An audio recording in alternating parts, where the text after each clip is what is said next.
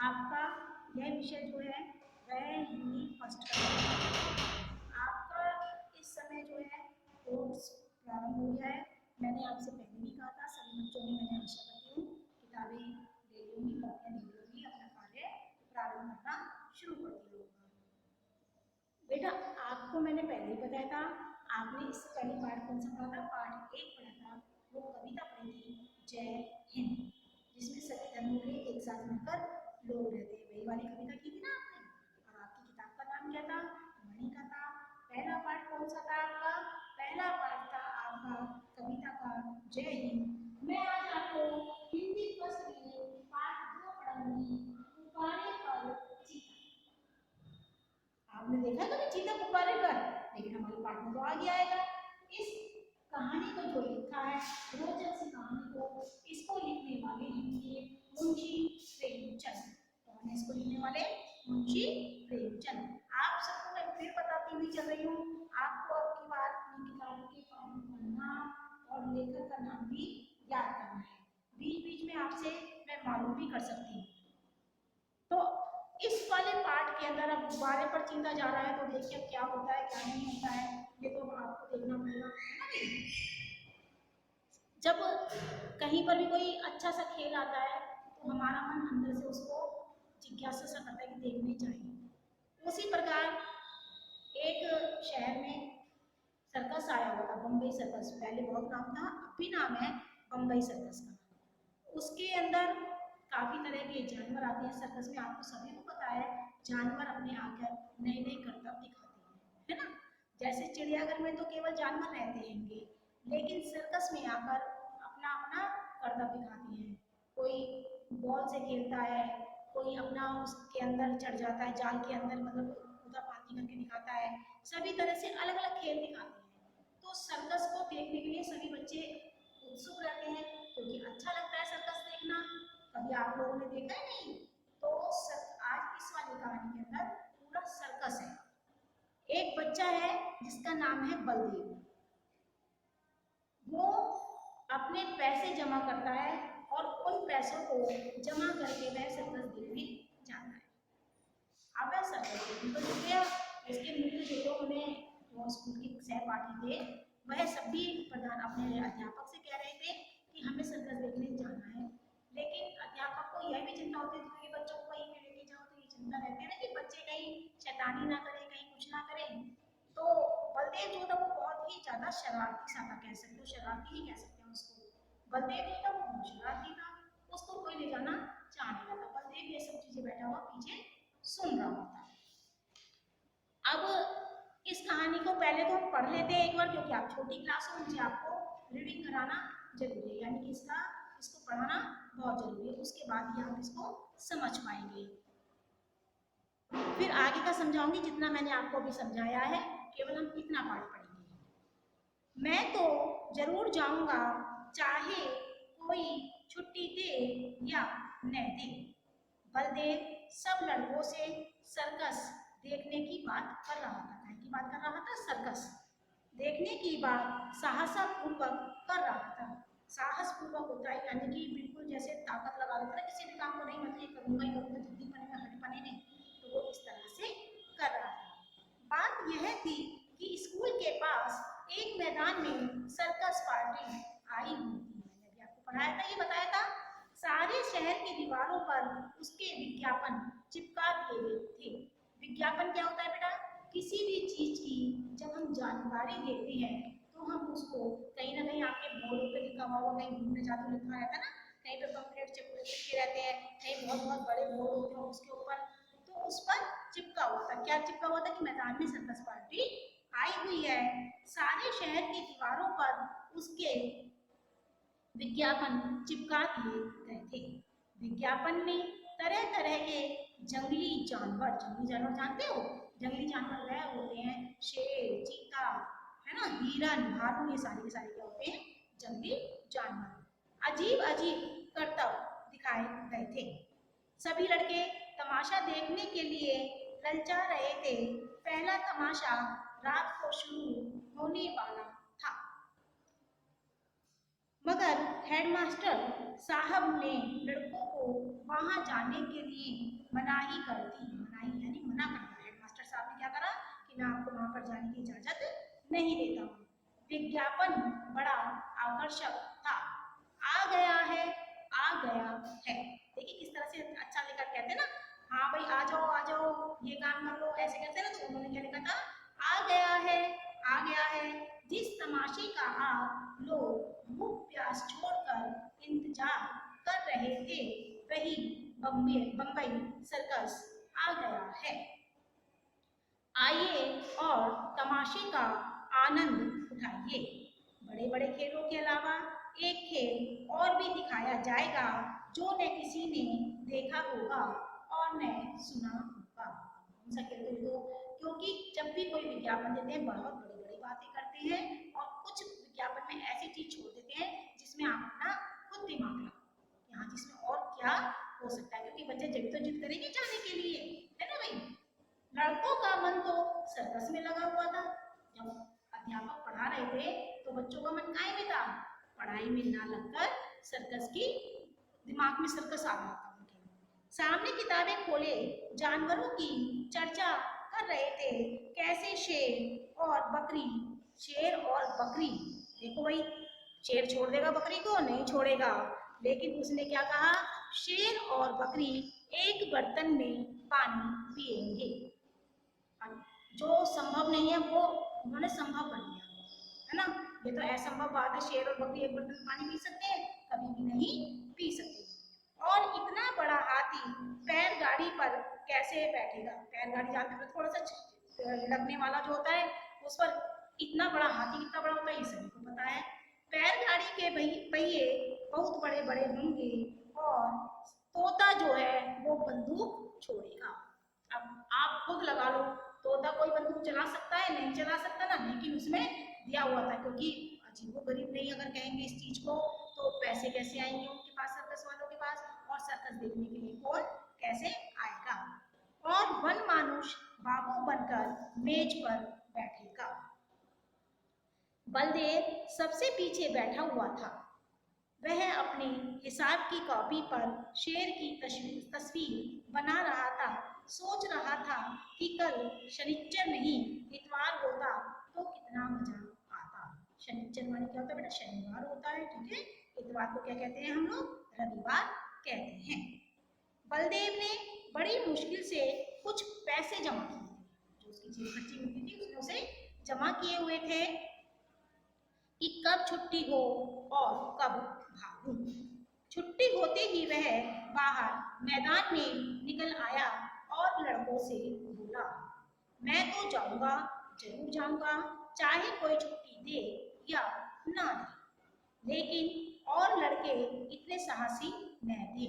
वह कैसा था, हट्टी था और जिद्दी था। जिद्दी को कहते हैं ना हटी, तो वो बहुत था। तो उसने, और लड़के तो फिर भी हेडमास्टर से डर रहे थे, परंतु बलदेव हेडमास्टर साहब से नहीं डर रहा था। कोई उसके साथ जाने पर राजी नहीं हुआ। बलदेव अब अकेला पड़ गया, मगर वह बड़ा जिद्दी था। दिल में जो बात बैठ जाती थी उसे पूरा करके ही छोड़ता। शनिवार को और लड़के तो मास्टर जी के साथ गेंद खेलने चले गए। कहाँ चले गए थे, गेंद खेलने। पर बलदेव चुपके से खिसक कर सर्कस की ओर चल दिया। वहां पहुंचते ही उसने जानवरों को देखने के लिए एक आने का टिकट खरीदा। कितने का खरीदा था, एक आने का, और जानवरों को देखने लगा। इन जानवरों को देखकर बलदेव मन ही मन बहुत झुंझलाया, यानी उसे बहुत ही गुस्सा आया। यह शेर है, मालूम होता है महीनों से इसे मलेरिया बुखार आ रहा है। बुखार आ जाता ना मलेरिया। यह भला क्या 20 हाथ ऊंचा उछलेगा, और यह सुंदर वन का बाग है, जैसे किसी ने इसका खून ही चूस लिया हो। वहां रे भालू, यह भालू तो काना है, काना होता है जिसको एक आंख से नहीं दिखाई देता, एक आंख उसकी खराब होती है। पर हाँ चीता कुछ जानदार है, और 3 टांग का कुत्ता भी है। कितने टांग का कुत्ता बताया, 3 टांग का कुत्ता भी है। यह सोचकर वह बड़े जोर से हंसा। कौन हंसा था, बलदेव। इसकी एक टांग किसने काट दी, दुम कटे कुत्ते को देखे थे, पर पैर कटा कुत्ता आज ही देखा। और यह दौड़े कैसे? भाई जिसके 3 पैर होंगे वो दौड़ेगा कैसे? ये तो खुद भी देखो आप। उसे अफसोस हुआ कि गेंद छोड़कर यहाँ बेकार ही आया, एक आने पैसे भी मेरे बिना बात की खर्च हुए। इतने में एक बड़ा गुब्बारा दिखाई दिया। उसके पास एक आदमी खड़ा चिल्ला रहा था, आओ चलो, आओ 4 आने में आसमान की सैर करो। बड़े बड़े गुब्बारे होते हैं ना, जैसे आप उसके अंदर बैठ जाते हैं तो उसको हवा में ले जाते हैं उड़ाने के लिए, तो इस तरह से था। उसमें वो कितने पैसे मांगा था उससे? 4 आने। अभी वह उसी तरफ देख रहा था कि अचानक शोर सुनकर वह चौंक पड़ा। पीछे मुड़कर देखा तो मारे डर के उसका दिल कांप उठा। बलदेव के पीछे क्या था देखिए। चीता न जाने किस तरह पिंजरे से निकलकर उसकी तरफ दौड़ा चला आ रहा था। बलदेव जान लेकर भागा, यानी जान बचाने के लिए क्या करा बलदेव ने? वहां से भाग लगा। भाई चीता किसी के पीछे पड़ जाए तो वहां कोई ना खड़ा होगा कि आ जाए मुझे शिकार बना ले, है ना? तो क्या हुआ कि बलदेव ने जब चीते को देखा कि यह मेरे पीछे आ रहा है, और बलदेव भी भागने लगा। इतने में एक और तमाशा हुआ। इधर से चीता गुब्बारे की तरफ दौड़ा। जो आदमी गुब्बारे की रस्सी पकड़े हुए थे वह चीते को अपनी तरफ आता देखकर बेताशा भागे, यानी बहुत तेज भागे। बलदेव को कुछ और न सूझा तो वह झट से काय में चढ़ गया? गुब्बारे में चढ़ गया, जिसमें वो आदमी कह रहा था ना कि आओ आओ आसमान की सैर कराएंगे, तो बलदेव को क्या हो गया? उस गुब्बारे में चढ़ गया। चीता भी शायद उसे पकड़ने के लिए कूद कर गुब्बारे पर जा पहुंचा। गुब्बारे की रस्सी छोड़कर तो वह आदमी पहले ही भाग गया था, जो उस गुब्बारे को उड़ा था तो वो तो रस्सी छोड़कर भाग गया था चीते से डरकर, है ना? अतः गुब्बारा उड़ने के लिए बिल्कुल तैयार था। रस्सी छूटते ही वह क्या हुआ? ऊपर उठा। बलदेव और चीता दोनों ऊपर उठ गए। बात ही बात में गुब्बारा ताड़ के बराबर जा पहुंचा, यानी गुब्बारा पहले छोटा था फिर वो बड़ा होता चला गया। बलदेव ने एक बार नीचे देखा तो लोग चिल्ला चिल्ला कर उसे बचाने का उपाय बताने लगे। जब कोई परेशानी आ जाती है सब कहते हैं ना ऐसा कर भाई, जल्दी से ऐसा करो ऐसा करो, तो ऐसे ही और भी लोग चिल्ला रहे थे उसे बचाने के लिए। मगर बलदेव के तो होश उड़ गए हुए थे, उसकी समझ में कोई बात नहीं आ रही थी। भाई आप खुद ही देखो, यहाँ चीता है, यहाँ पे हम खड़े हैं, तो भैया कोई बात समझ में आएगी? कुछ भी बात समझ में नहीं आएगी, क्योंकि जब प्राण संकट में होते हैं तो कोई उपाय नहीं सूझता है। जो जो गुब्बारा ऊपर उठता जाता चीते की जान निकली जाती थी। उसकी समझ में नहीं आता था कि कौन उसे आसमान की ओर लिए जाता है। यहाँ तो बलदेव परेशान था और उधर चीता भी परेशान था इस विषय को लेकर। वह चाहता तो आसानी से बलदेव को चट कर जाता, लेकिन उसे अभी इस समय क्या पड़ रही थी? चीते को अपनी भी जान बचानी मुश्किल पड़ रही थी, मगर उसे अपनी ही जान की फिक्र हो रही थी। सारा चीतापन भूल गया था। आखिर वह इतना डरा कि उसके हाथ पांव फूल गए और वह फिसल कर उल्टा नीचे गिरा। जमीन पर गिरते ही उसकी हड्डी पसली चूर चूर हो गई। किसकी हो गई थी? चीते की। अब तक तो बलदेव को चीते का डर था, अब यह फिक्र हुई कि गुब्बारा मुझे कहाँ लिए जाता है। वह एक बार घंटा घर की मीनार पर चढ़ा था।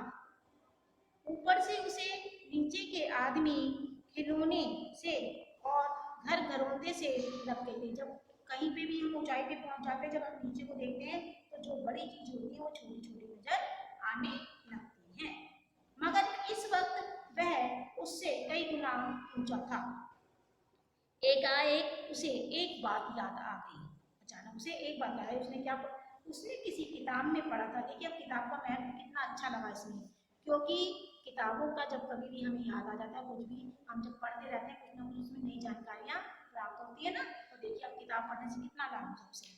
उसने किसी किताब में पढ़ा था कि गुब्बारे का मुंह खोल देने से गैस निकल जाती है और गुब्बारा नीचे उतर आता है, मगर उसे यह मालूम ना था कि मुंह बहुत धीरे धीरे खुलना चाहिए।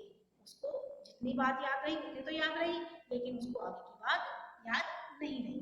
उसने एकदम उसका मुंह खोल दिया और गुब्बारा बड़ा जोर से गिरने लगा। यानी कि जब उसकी गैस निकलने लगी तो क्या हो गया, बड़े से छोटा हो के जल्दी से नीचे आने लगा। जब वह जमीन से थोड़ी सी ही ऊंचाई पर रह गया तो बलदेव ने नीचे की तरफ देखो क्या देखा था, दरिया बह रहा है, दरिया यानी नदी सी बह रही है। वह तो रस्सी छोड़कर दरिया में कूद पड़ा और तैरकर बाहर निकल आया, अर्थात बलदेव ने अपनी जान बचाई। लेकिन आपको इस बात से एक शिक्षा मिल होगी, यदि कोई घर का या कोई भी बड़ा साथ में नहीं होता है तो कहीं पर भी हमें अकेले ऐसी जगह नहीं जाना चाहिए, क्योंकि कब नुकसान हो जाए, कब हमारे ऊपर कोई परेशानी आ जाए, इसका कुछ नहीं पता होता है। इतनी जिद अच्छी नहीं होती है बेटा। बलदेव ने जिद्दी बने में अपनी हट के चक्कर में अपने को नुकसान पहुंचाया। वह तो अच्छा था कि वह बच गया, लेकिन अन्यथा कुछ भी नुकसान हो सकता था। इस कहानी से शिक्षा यह मिलती है कि सभी बच्चों को अपने मम्मी पापा या बड़ों का कहना मानकर ही कार्य करना चाहिए, है ना। अब मैं आपको इसका काम भेजूंगी बेटा। सभी बच्चों को मैं इसमें कठिन शब्द भेज रही हूँ। बेटा कठिन शब्द जो होते हैं उन्हें आप बोल बोल कर उनका उच्चारण करके लिखना कॉपी के अंदर, जिससे कि आपको पढ़ना भी आ जाए, है ना। क्योंकि लिखवाने से ऐसे कोई फायदा नहीं होता है, जब तक किसी भी चीज को हम पढ़ लिखते हैं, लिखते समय पढ़ते नहीं है तो उसका हमारे को अभ्यास नहीं होता है। फिर आपके शब्दार्थ आएंगे, शब्दार्थ के बाद हमें आपका जो आएगा सारा का सारा किताब का कार्य आएगा और क्वेश्चन आंसर आएंगे, वह सारे के सारे आप अपनी नोटबुक में साफ साफ करेंगे। जब आपका कार्य कोर्स यानी कि कंप्लीट हो जाएगा, आप नोटबुक करेक्शन कराने के लिए विद्यालय में मेरे से संपर्क करेंगे। और कोई परेशानी है तो व्हाट्सएप पे आप अपना मैसेज दे सकते हैं। थैंक यू बेटा।